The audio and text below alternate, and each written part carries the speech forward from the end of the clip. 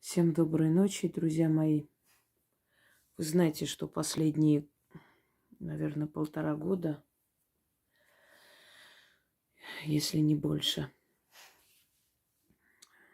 я очень много дарю защитных ритуалов и заговоров, чтобы наши мужчины вернулись домой живыми и здоровыми. Желательно здоровыми, насколько это возможно. Мои обереги и защиты уже очень много жизней спасли и еще спасут. И значит, моя работа, мои старания, мои бессонные ночи не бесполезны, имеют смысл. Почему я так думаю, переживаю? Вы знаете, в 15 году мои предки потеряли свою родину, Западную Армению. И Россия стала домом для многих моих соотечественников. И для меня в том числе. Хотя мы изначально ушли в Грузию. Но неважно. Сейчас я живу в России. И Россия мой дом. Я один раз уже потеряла родину. Я не хочу терять ее во второй раз и не потеряю. Наша Византия, в которой много национальностей, много народов, много культур, она выстоит, если мы будем считать ее общей родиной. Если каждый будет тянуть одеяло на себя, то мы закончим так же, как и все те народы, которые в конце концов всего лишились. Но ведь мы этого не хотим. Мы хотим жить под крылом огромного государства. И значит, каждый из нас должен биться там, где стоит. Каждый должен делать то, что от него зависит. Я делаю то, что я могу. Я помогаю вернуться живыми. Я помогаю побеждать. Я помогаю обходить капканы, не попасть в плен, остаться живыми и невредимыми и вернуться к своим семьям. Если кто-то считает, что это мало, то пусть делает больше. Теперь перед вами аланский бог, божество, или святой, то есть дзуар. Почему говорю бог или святой? Потому что, например, северные аланы считают его богом. Южные считают его посредником между богом, то есть верховным божеством, который отец всех богов, и людьми. Но в принципе он покровитель аланского народа, значит бог аланов. Уасторджи. Невзирая на то, что аланы приняли христианство, настолько почитаем был Уасторджи, что христианство пришлось идти навстречу им и соединить со святым Георгием. На самом деле это совершенно разные ипостаси, разные силы. Святой Георгий вообще не существовал. Это собирательный образ нескольких мучеников, если хотите знать. И другой собирательный образ Ареса или Ваагна, армянского бога, который боролся с драконами. Но не об этом речь. Вастер же изображается на коне, на трехногом коне, либо шестиногом коне. По-разному. Это почитаемое божество, Алан, и никакие традиции религии не смогли стереть с памяти народа имя и своего покровителя. Он считается покровителем мужчин, воинов, путников. Он появляется в образе старика, чтобы посмотреть, насколько люди сохранили свою доброту, насколько они помогают друг другу. И поэтому считалось, что путника выгнать посреди ночи нельзя. И иногда он появляется в обличии твоего врага. Появляется ночью, стучится в двери и просится в дом. И если ты отвергаешь его, потому что он твой враг, значит, у тебя нет рыцарского этикета, ты не подчиняешься законам рыцарства. Следовательно, ты можешь быть наказан, потому что это сам Вастерджи появляется в обличии твоего врага. Твой враг в твоем доме, твой друг, ты не имеешь права его трогать и причинить зло. Вот такие строгие были законы. Кровные враги для того, чтобы избежать мести, кровной мести, должны были на коленях приползти до дома убитого им воина и коснуться груди его матери. Тогда они становились его, то есть, извиняюсь, ее сыновьями, то есть ее сыном он становился. И уже никто не имел права его наказывать. Порой матери сами выходили навстречу и обнимали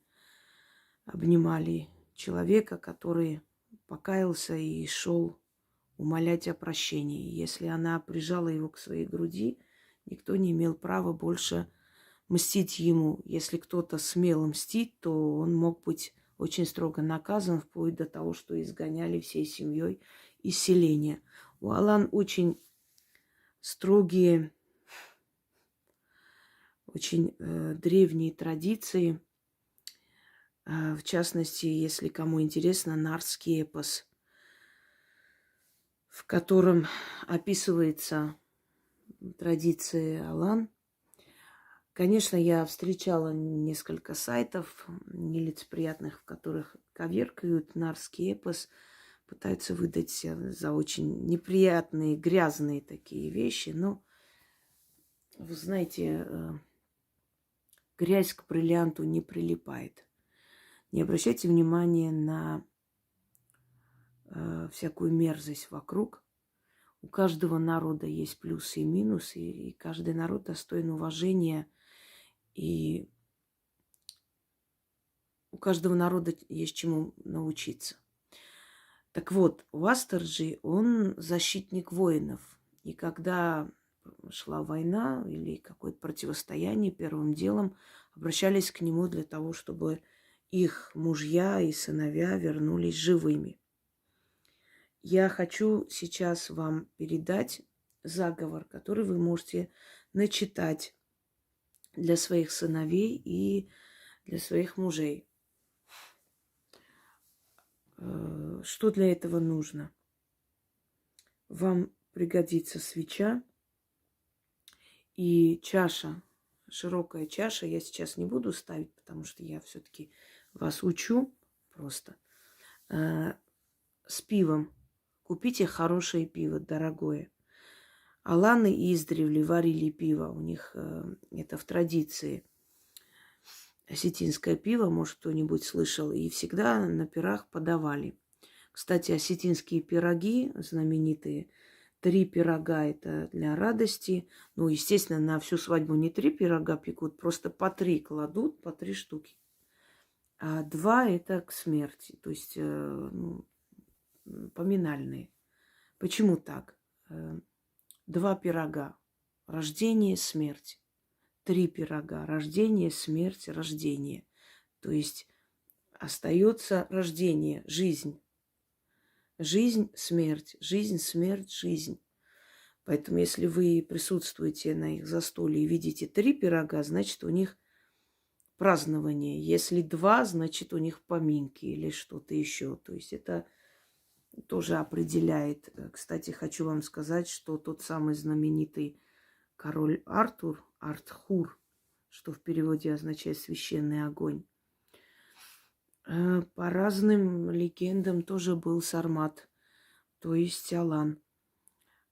И очень много фактов, подтверждающих его аланское происхождение, поскольку Римская империя властвовала до Черноморья и дальше, аж сегодняшняя Волгоградская область тоже какое-то время подчинялась Римской империи. А там находилась Великая Сарматия, то есть Алания. И оттуда забирали мальчиков. Вот Яничарский институт, традиция забирать яничар, то есть мальчиков и обучать фанатичными воинами, и они становились.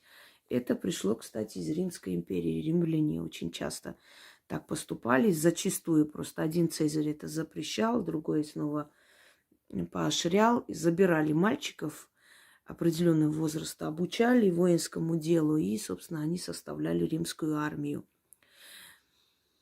И вот очень много аланских традиций, которые ввел тот самый король Артур. Некоторые говорят, что это, собственно, собирательный образ, что Артуров было несколько, просто собирательный образ того самого Артура и рыцаря Ланцелота, и Гвиневера, его жены и супруги. Ну, как бы там ни было. В любом случае, я думаю, что аланы заслуживают того, чтобы их историю изучить и интересоваться этим всем. Невероятно интересные вещи. Когда ты углубляешься в историю какого-либо народа, очень-очень много узнаешь и удивляешься общности традиций, скажем так. Да и вообще, есть чему научиться. Так вот, друзья мои, Васторжи оберегал воина, даровал победу и возвращал домой. Ставите свечи, можете несколько, можете одну свечу, питаете его силой. И чашу с пивом наливайте пиво. Через несколько часов можете вылить. Это уважение, подношение. Его алтарям подносили пиво, зажигали огонь, то есть источник огня должен был быть. Свечи появились намного позже. Просто хочу сказать, что некоторые спрашивают, а вот имеет значение там свечи должны быть восковые или парафиновые или какие-то. Есть, конечно, ритуалы, в которых обязательно восковые свечи должны быть, как сила земли, воск, собственно, из тысячи цветов, да, создается. Но на самом деле свечи в магии используются как источник огня, энергии огня. И зачастую в ритуалах неважно, какие свечи ты ставишь. В древние времена мало кто мог позволить себе свечи тратить. Тем более, не было столько воска и столько таких мастеров и столько свечей. Только богатые люди и правители могли позволить себе тратить огромные суммы на освещение. В крестьянских избах практически этого и не было. И в ритуалах, собственно говоря, тоже не особо использовался воск. Там был главным это энергия огня. И поэтому вот в этом ритуале в том числе главная важная энергия огня. Огонь и пиво как рожденное из пшена, из ячменя, да, разные бывают сорта пива. Значит, из хмеля, как подношение алтарю Бога, алкоголь, то есть хмельное, и огонь, энергия, сила огня. Питаются его силы, не он сам, а те посланники силы, те духи, которые придут, вас услышат и помогут. Здесь есть текст и на осетинском языке. Перетерпите, Яна напечатает обязательно, или перепишите, собственно, из моих слов, да. Но хочу вам сказать, что, не переживайте, если там какая-то буква не так будет поставлена. На самом деле текст в этом ритуале на осетинском языке больше для того, чтобы почтить его, чтобы показать ему как бы свое уважение, разговаривая на его родном языке, на языке, на котором к нему обращались тысячелетиями. Вот почему больше, собственно говоря. Конечно, смысл есть тут, и эти языки, сила древних языков, она особенная, естественно. Но в любом случае, Если произнесете, ну, немного не так, как хотелось бы, не надо переживать. Здесь главное, как, знаете, участие. Главное высказать, сказать, чтобы привлечь внимание его к себе. И чем больше обращений к разным божествам, к разным силам, чем больше защит и оберегов, тем больше шансов, что много людей спасутся и вернутся назад живыми.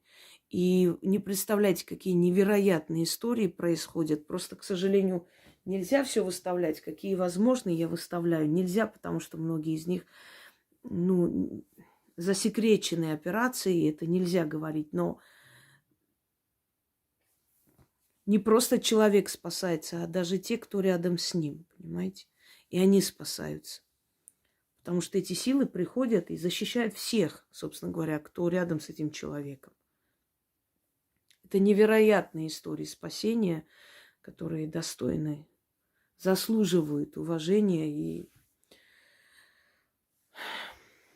это наш долг. Мы хотя бы так можем их защитить там. Итак, друзья мои, текст на русском и на осетинском, то есть на аланском. Читать следует 4 раза и оставляйте. Свечи можете потушить через некоторое время. Если у вас маленькие свечи, то пусть они догорят. Вот это пиво через 2-3 часа можете вылить. И когда ваш сын или муж, или любимый, или друг вернутся живыми и здоровыми, это только для мужчин читается. Он оберегает мужчин-воинов. Когда они вернутся живыми и здоровыми, вы сами отблагодарите его так, как посчитаете нужным. А я говорил вам различные пути и способы откупаться уже. Начнем. Великий Бог, защитник рода, великий воин, я смиренно прошу тебя, внемли моей мольбе, защити моего сына. Заслони собой невидимой ратью, сопроводи его. Одевай и облачай его своим щитом, неопалимой ризой. Опоясывай его своим святым ремнем. Спаси его от пули и меча, от плена, от огня, от взрыва, от ран и капканов. Сохрани его душу и тело, и живым верни домой. Славься, великий восторжи, да будет славным имя твое, и трон твой будет вечен. Истинно так. И вы не называйте имя, естественно, сына моего имя, мужа имя. Теперь на осетинском языке. Штурхосал Адама Хошкенек, Гуранда Шурвитее, Хазар Магашей, Бахошенка Ежнектене, Хмафалауэн, Бахаканей, Маукаурадженс, Инеттем, Бафараджем, Шлихоса, Охахошканан, Гену, Гуренде, Шурвитее Хазар Магашей. Да, сложный язык, но он древний. Поэтому, если нет терпения, то перепишите с моих слов. Если есть, то подождите, Яна напечатает текст. Давайте еще раз. Великий Бог, защитник рода, великий воин, я смиренно прошу тебя, внемли моей мольбе, защити моего сына. Заслони собой невидимой ратью, сопроводи его. Одевай и облачай его своим щитом, неопалимой ризой. Опоясывай его своим святым ремнем. Спаси его от пули и меча, от плена, от огня, от взрыва, от ран и капканов. Сохрани его душу и тело, и живым верни домой. Славься, великий восторжи, да будет славным имя твое, и трон твой будет вечен. Истинно так.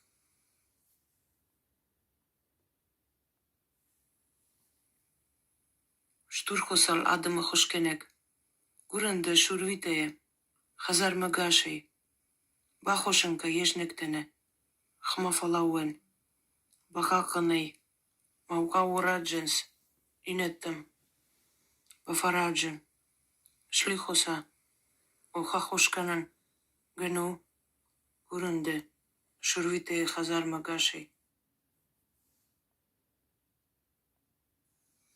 Великий Бог, защитник рода, великий воин, я смиренно прошу тебя, внемли моей мольбе, защити моего сына, заслони собой невидимой ратью, сопроводи его, одевай и облачай его своим щитом, неопалимой ризой, опоясывай его своим святым ремнем, спаси его от пули и меча, от плена, от огня, от взрыва, от ран и капканов. Сохрани его душу и тело, и живым верни домой.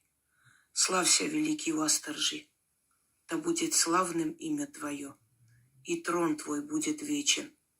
Истинно так.